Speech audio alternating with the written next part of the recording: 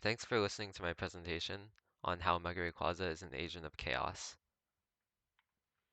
So, the goals for today's lesson are to learn how to spot a Mega Rayquaza in its set, and to understand the significance of 5th century Aztec pottery. So, now before we go over the Mega version, let's go over normal Rayquaza. It's pretty good for Ubers, as you would expect out of a box legendary. It has dual 150 offenses, and 95 speed, which is enough to outspeed most other threats. And it's also got pretty okay bulk, if it's not great. And its face stat total of 680 is about what you'd expect for Ubers. That's kind of all the Dragon's cool uncle.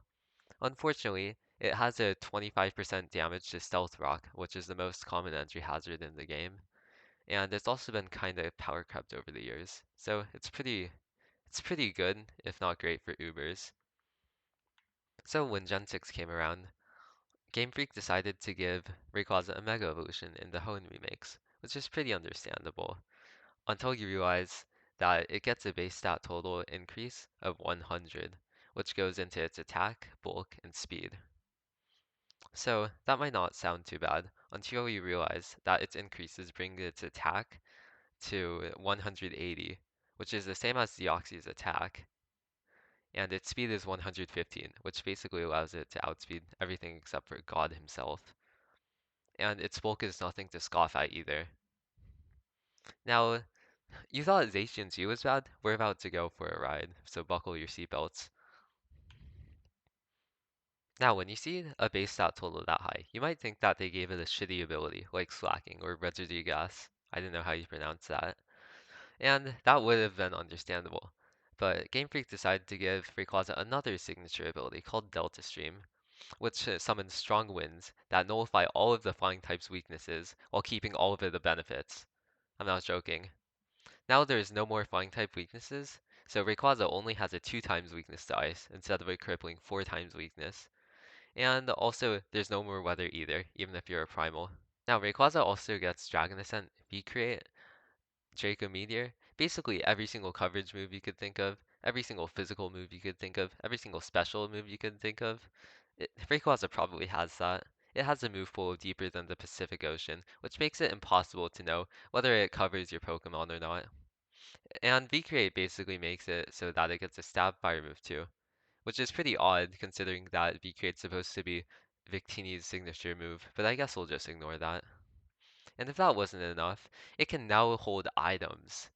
And normally, it would not be able to hold an item because you need to hold a Mega Stone. And Game Freak could have just made Rayquaza have to hold the Meteor or something, I don't know, that at 8.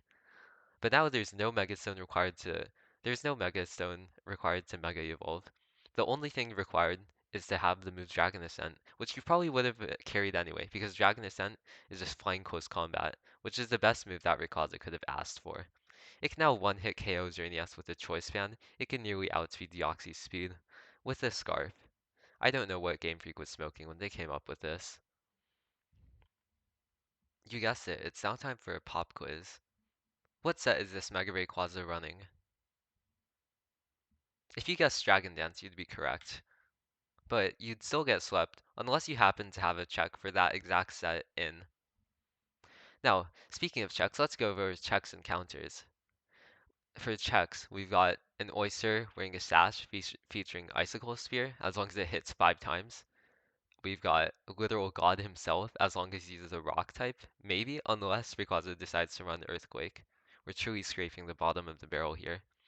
And there's no counters, and if it's set up, you're fucked. And I sure hope that you guessed the set right. Just look at that damage calc. It's not even running V-Crate, and it still manages to 2-hit KO Ferrothorn, which is probably one of the best physical walls. Like, what the fuck? You better pray to God. Now, how did this affect Lebron's legacy? This invalidated every other Mega that existed, and centralized the ban list for over-centralizing Pokemon around it, which is also known as Ubers. And within a week, it got a new tier above the ban list called Anything Goes, which basically means that it managed to get banned from the ban list. Good job, Game Freak. So what lies in the future for Mega Rayquaza? Well, Game Freak just kind of forgot that Mega Evolution existed, so it's just been a long dream, or a nightmare depending on what Pokemon you like. Except for Natdex mains who have to suffer through Mega Rayquaza, only if you play Anything Goes though. But not even this form of Rayquaza is immune to power creep, because, as you can see in Figure 3, Mega Rayquaza is actually considered less oppressive than Miraidon. I can't wait to see what Game Freak cooks up in the future. So, in conclusion, I don't know, share this with a friend if you like this, and also subscribe, or Mega Rayquaza is going to come to your house.